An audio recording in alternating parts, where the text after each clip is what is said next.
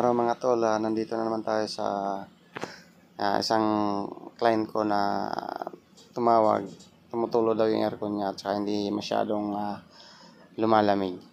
Pasensya na, hindi pala na-record yung unang video, isang split type aircon. Sa ngayon, kasalukuyan po natin, tinatanggal yung grills. Yan. Kung inyong mapapanood, mayroon pong buo dito sa plastic na parang air guide niya. May grills pa yan na parang bakal. Yung iba kasi hindi alam paano baklasin. Ayun, panoorin nyo para medyo rin makabisado nyo kung paano baklasin yung cover at mga grills dito sa split type aircon. American Home po yan. Yan. Mapapansin nyo, sobrang dumi na. Tapos may tulo na rin siya. Yan. Ang complaint ni customer, mahina na daw yung lamig, then may tumutulo. Sabi niya kulang na daw sa preyon, pero ang unang gagawin natin yan, makikita nyo may droplets. Ang gagawin natin is lilinisin muna natin para hindi masyadong magastusan si customer. Kasi kung kakarga natin, baliwala lang yan. Kargahan mo ng preyon tapos marumi naman yung unit. Sayang lang, di ba? Be honest na lang sa customer para siyempre pag successful naman yung ginawa mo, yung tiwala andun pa rin, di ba? Anin mo yung kunting pera tapos di ka naman tatawagan ulit. Mas maganda yung makuha mo yung tiwala ni customer para siyempre sa'yo natatawag ulit yan kung magpapaservice. Ito, tinatanggal na po yung grills niya. Yan. Air guide yan, air guide.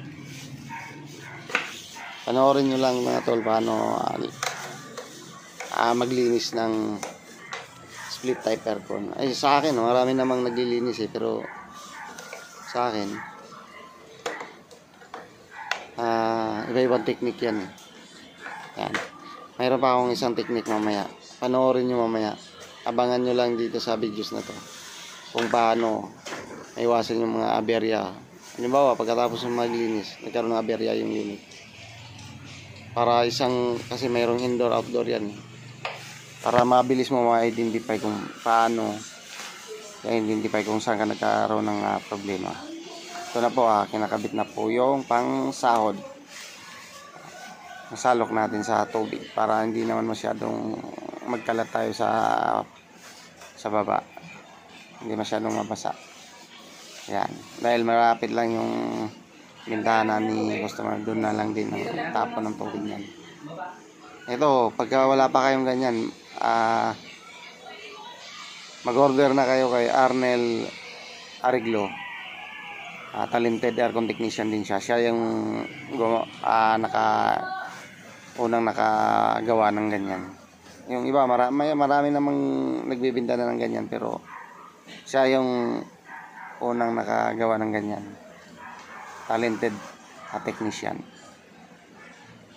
Although may pa rin, may konting tulo pa rin, pero tolerable naman. Minimize mo yung tulo. Nakokontrol naman. Ayan, ito yung bata ko. Siya na lagi ang gumagawa niyan. About cleaning yan, maasahan ko na yan. Repair. Aircon technician din siya, tapos pinaaral ko pa ng electrical. Hopefully makapag-aral din siya ng ng electronics para kaya yan, inverter yan. AC na lang pagka may alam ka sa electronics, medyo hindi ka masyadong takot. Yun. Ito. Sinisilip na niya yung mga possible na. Ito yung condenser niya. Yan.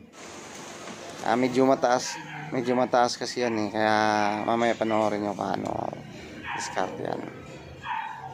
Yan, ito yung, siyempre kailangan may pressurize ka. Yan na, mga tol, ito na. Umpisa na. Ipa-flushing muna natin yung drain hose. Yan. So, sa likod muna, babanatan natin yung likod. Yung mga pressure washer nyo pala, kung di baril yan, siyempre mahaba yan. Minsan kasi customer natin, halos dikit na sa kisame, hindi na natin maipasok yung nozzle nung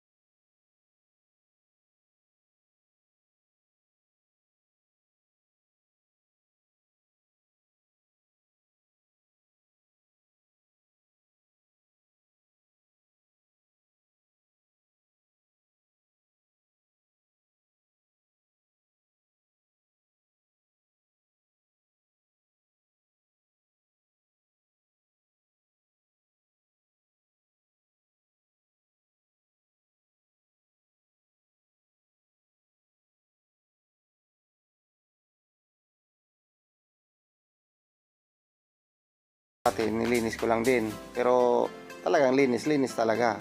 Kung paano ko linisin to ngayon, ganun din ang ginawa ko nung doon pa sila sa kabilang bahay.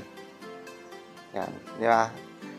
Siyempre, pag satisfied si customer sa trabaho mo, ikaw na lagi tatawagin yan. Di ba? Kaya dapat pulido yung trabaho natin. Yan, ganyan, ang na. Ganun lang yun. Nung una, tuluin nga yan. 2 weeks to 1 month lang tutulo na. Problema nila, lagi silang parang na-irita yung may-ari. Pero nung nalinis ko yan, talagang dinukot ko lahat ng dinukot ko. Pero hindi ko naman lahat na dukot yung pinaka-lubloban kasi nga masikip dun sa unang pinagkabitan yan. Hindi ko alam kung sino yung nagkabit niyan. Sa akin, lang yan, tumawag na lang sa akin. Tapos yun, nakilala niya ako. Naging satisfied nung lumipat sila ng bahay. Kasi kung pinapagawa dati nga, pinapagawa, ito nga yun, bahay nila. Ako ulit ang tinawag. Yun, nung kinabit ko yan, binigyan ko ng space sa taas. Kasi mayroon naman may clearance naman yun. Dapat kasi ang pinaka-clearance yan sa 6 inches. Mas maganda, mas malaki yung clearance niya. Pero kung talagang masikip naman, 4 inches lang. Kung wala namang wala nang space sa baba, hindi mo na ma-adjust yan. Ayan, kagaya niyan, no. Ito pamangkin ko yan. Ako na nag-training yan. Pero ngayon maasahan ko na yan sa cleaning. Kung anong ginagawa ko, paano i-cleaning ko yung split type. Ito naman sa kanya. Yan, dito, na tayo, hindi kami gumagamit ng chemical. Kasi sa tagal ko na sa air conditioning, pag ginamitan, nung araw ginagamitan namin ng lye yan yung lye. Dinidissolve nung sa tubig, binubuhos namin dyan. Maganda siya gamitin pang linis talaga. Talagang lalabas yung mga anong tawag nito, molds lalabas. Kaya lang habang tumatagal humihina yung pins niya kasi aluminum lang. Pag inisprayan mo yan, madudurog na, sasabay na sa tubig. Kaya ang ginagamit ko sabon lang, sabon, tapos yun nga, isprayan kasi pressurize naman yan. Yan, nakala mo mahina lang yan, pero pag natapat sa Dapat sa kamay masakit yan yung pressurized na yan. Sinisilip niya yung drain pan kung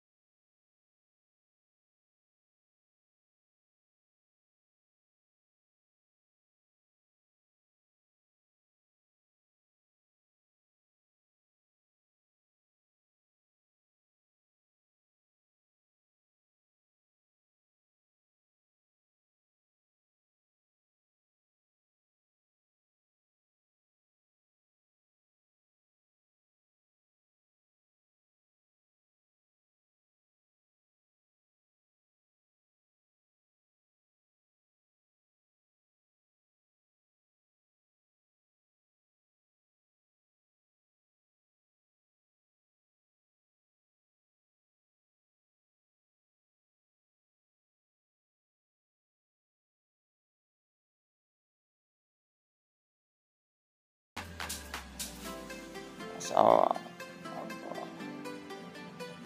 panoorin nyo lang kung paano ang diskarte ko. Mamaya, pagkatapos yan, meron tayong gagawin. Papaliwanag ko sa inyo. Para kung sakali magkaroon kayo ng trouble, alam nyo na kung saan nyo pupuntahan. Alin yung titingnan nyo.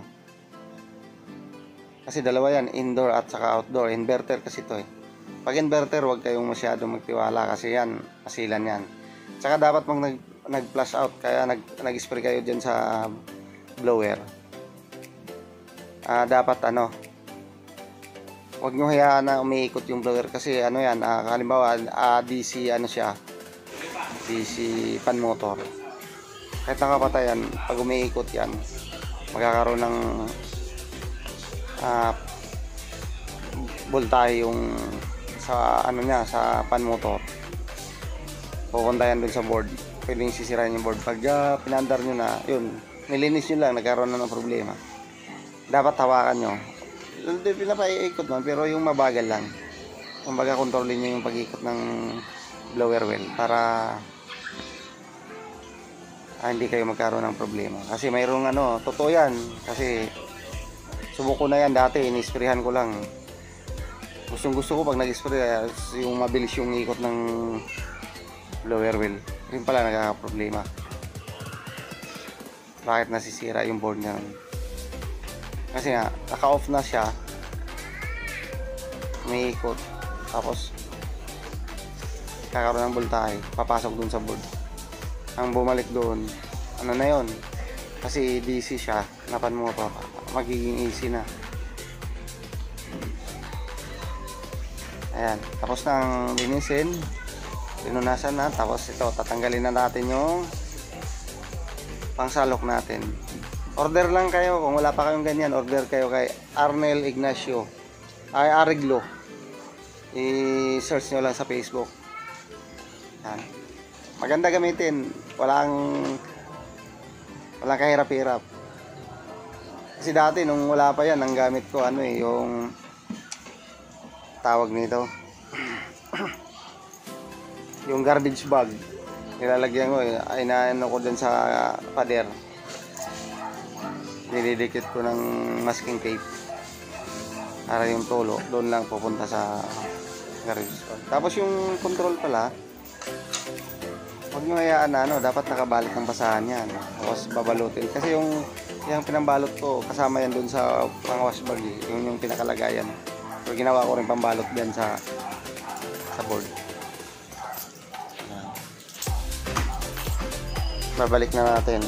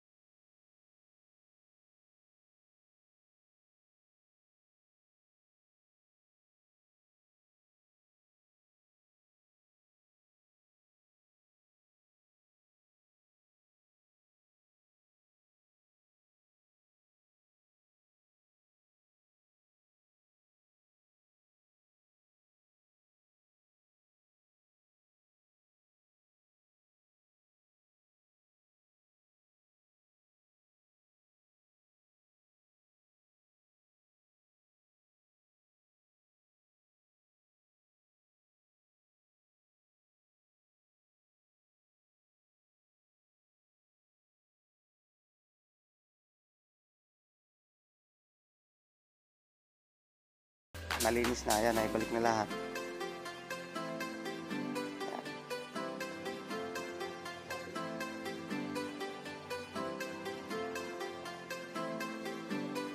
Medyo ano lang. Medyo matagal. Hindi naman ganun katagal, pero at least ano lang. Dahan-dahan lang yung trabaho mo. Nahinay lang. Ayan.